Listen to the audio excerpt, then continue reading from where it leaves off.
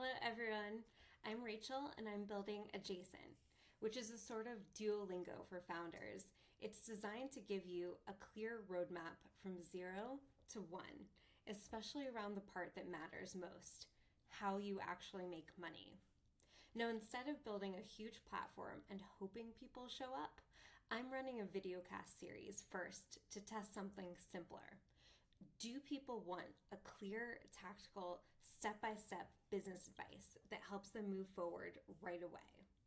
To start, I'm pulling real startup ideas from Reddit, founders posting what they're building and giving them practical feedback in public. Now, if you're building something and want advice like this, please reach out. I can give you clear next steps, not theory, and I'm also looking for people who want to be featured in the next episode. So with that, let's dive in. Today's idea is someone who's building a social app for spontaneous meetups. The concept is I have an hour free and I want to meet 2 or 3 new people and do a fun new activity. Now, I've seen a lot of versions of this idea, and there's always one big problem. How is this different from Meetup? How is this different from a neighborhood WhatsApp group? Now, when I dug into this person's idea, it wasn't actually just a social media app. It was actually a 2-sided marketplace. One, there's the people who wanted to meet up, and then secondly, there's the businesses that wanted them to show up. Now, within 2-sided marketplaces, you can't just have one or the other. You need to validate both. So the advice that I gave him was to spend the time and really dig in and validate both of these hypotheses. First, he has to validate the social side. The core hypothesis on the social side is, do people actually want to meet new people spontaneously and try a short activity? So I gave him a test that might cost around $200 to $300, and that's buy a ping pong table. Maybe brand it with your colors or your logo and set it up in a high traffic area in your city. If you're in New York, think like Central Park or a busy area of Brooklyn.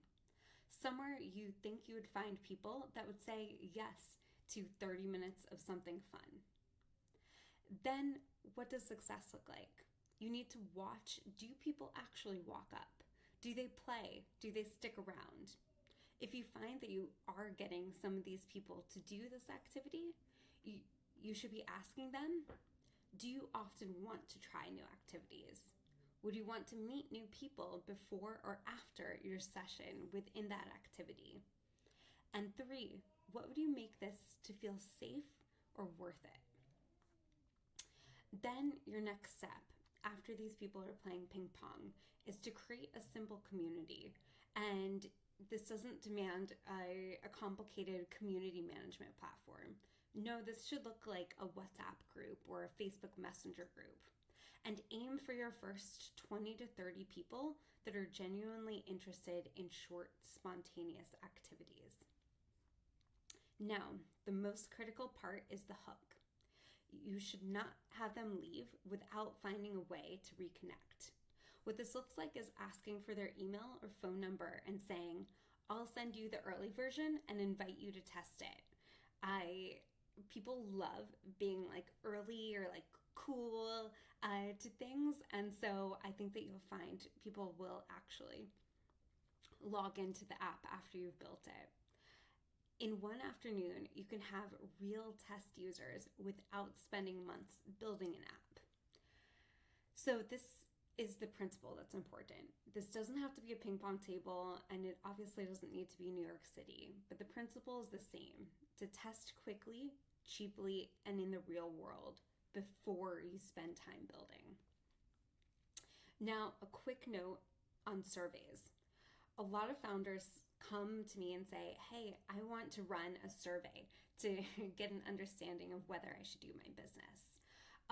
Surveys are much easier in a way because you don't have to put yourself out there. And yes, surveys are useful in some contexts, but my hot take is that for startup validation, surveys will often mislead you.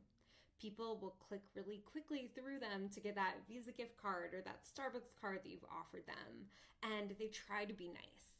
People also really think of the best version of themselves as they're imagining themselves in the survey. So what matters far more is, will someone actually do the thing in real life? Like a ton of people say, oh yeah, I hate social media, and then they'll scroll for hours. Or they'll say, I love your app idea, and then won't log on. You really need to look at, what do people do in the real world? Now, part 2 of this is to validate the business side. The second half of this person's business model is businesses.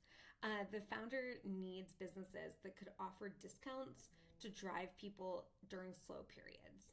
Now, this is a really interesting idea because it's basically a matinee for everything. So here's the move. This person needs to go and talk to at least a dozen businesses of various different types. These should be bowling alleys, ice skating rinks, badminton courts, movie theaters, table tennis spots, whatever are the recreation activities of your city. Now, pivotally, they need to not pitch the app. They need to lead with the outcome. The exact opening question that you should walk into that business and say is, what if I could help you increase revenue by 25% during the slow hours? That's it. Now you aren't talking about features. You're talking about their problem. This approach creates alignment.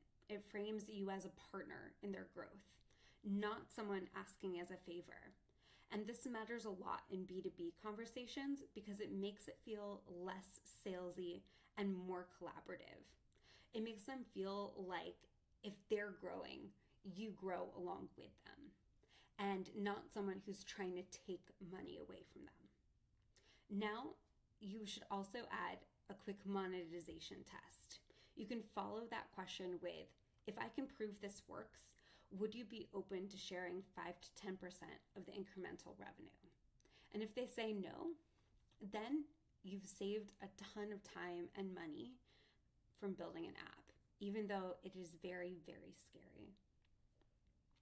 Now, you need to close the loop. If you do get those yeses, you should come back in 2 to 3 weeks with wireframes.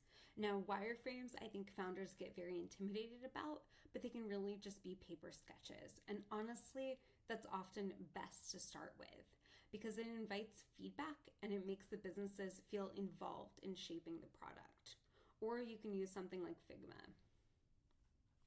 Now, it's very scary, but you need to ask for a small commitment, even $50 to $100 as a hold my spot for early access. Now, you aren't trying to get rich off of this. This isn't actually your business model. What you're trying to do is to validate that they'll pay at all. Now, if you can get a few businesses to commit, even a few $100 total, that's a really strong signal. And with that, you've then validated that 1, people are willing to do spontaneous activities with people that they've never met, and 2, businesses will pay to bring people in during slow periods. At this point, you have a much clearer roadmap and a much safer reason to build the app. So that's my advice to this founder. Now, if you're building something and you want tactical feedback, please reach out to be featured either privately for me to give you business advice because I am a consultant, or to be featured on this episode. And please stay tuned to I learn what I'm doing with Adjacent. But for now, see you later.